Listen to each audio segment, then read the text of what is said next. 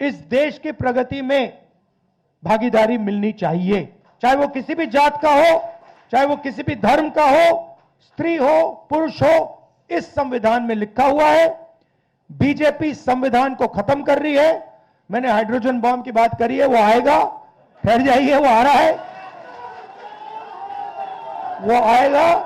और फिर आपको बीजेपी की जो सच्चाई है, जो इन्होंने पूरे देश में किया है, बिहार में करने की कोशिश कर रहे थे और बिहार के युवा ने इनको रोक दिया है, उसकी सच्चाई आप सबको पता लग जाएगा। मैंने हाइड्रोजन बम की बात की है, वो आएगा और बीजेपी की सच्चाई दिखाएगा। संविधान की कॉपी हाथ में लिए लोकसभा में नेता प्रतिपक्ष और कांग्रेस के सांसद राहुल गांधी ने एक प्रेस कॉन्फ्रेंस में ये बातें कही। तारीख 24 सितंबर। बिहार चुनाव से पहले पटना के होटल चाणक्य में ये प्रेस वार्ता हो रही थी। राहुल के साथ बिहार में नेता प्रतिपक्ष तेजस्वी यादव, कांग्रेस के राष्ट्रीय अध्यक्ष मल्लिकार्जुन खड़गे, वीआईपी प्रमुख मुकेश सहनी समेत तमाम बड़े नेता इसमें मौजूद थे। इस दौरान बिहार महागठबंधन के नेताओं ने अति पिछड़ा न्याय संकल्प योजना को जारी किया। खड़गे ने कहा, यह संकल्प राहुल गांधी और तेजस्वी यादव ने मिलकर तैयार किया है। हमको ऐसे जातियों को उठाना है जो पिछड़ी हैं। जब हमारी सरकार बनेगी तो इस पॉइंट को पूरा किया जाएगा। प्रेस कॉन्फ्रेंस के दौरान राहुल ने अति पिछड़ा न्याय संकल्प योजना के तमाम पॉइंट्स गिनाए।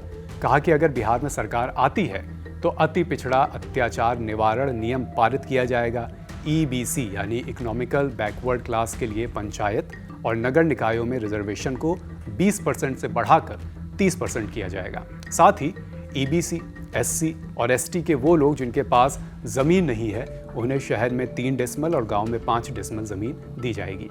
अति पिछड़ा न्याय संकल्प योजना में और क्या वादे किए गए, इन्हें आप अपनी स्क्रीन पर देख सकते हैं।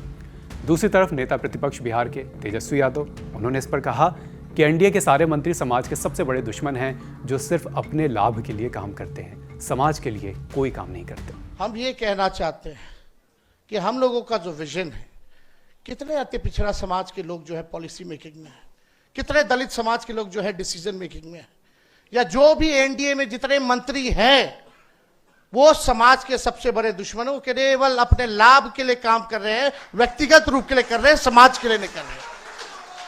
और कितने लोग आप देखते होंगे, जो नीतीश जी का जो भूजा पार्टी होता है शाम में, जिसमें वो डिसीजन लेते हैं कोई चीज की, कितना पिछड़ा अति पिछड़ा दलित बैठा रहता है, कितना अल्पसंख्यक बैठा रहता है।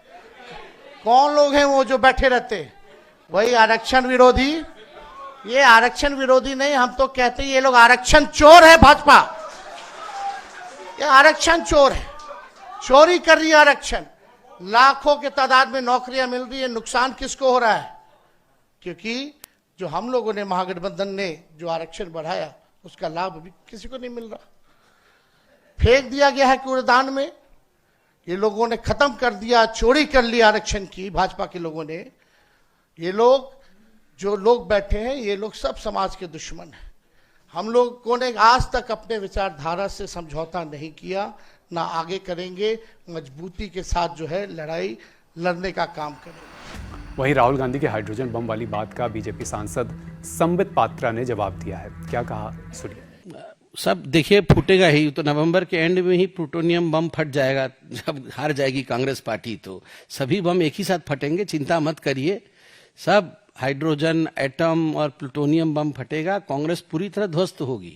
अपने ही बम, जो बम बनाता है उसी बम से उसी का नाश होता है। जो गड्ढा खोदता है उसी गड्ढे में गिर के समाप्त होता है। तो राहुल गांधी जी बम बनाए, देखिए डेमोक्रेसी का बम बम होगा और बम बनाने वालों का गम गम होगा। आपको ध्यान होगा कि 18 सितंबर को राहुल गांधी ने दिल्ली में एक प्रेस कॉन्फ्रेंस की थी। 31 मिनट के प्रेजेंटेशन में उन्होंने वोट डिलीट किए, तमाम आरोप लगाए थे और तमाम और भी चीजें सामने रखी थी।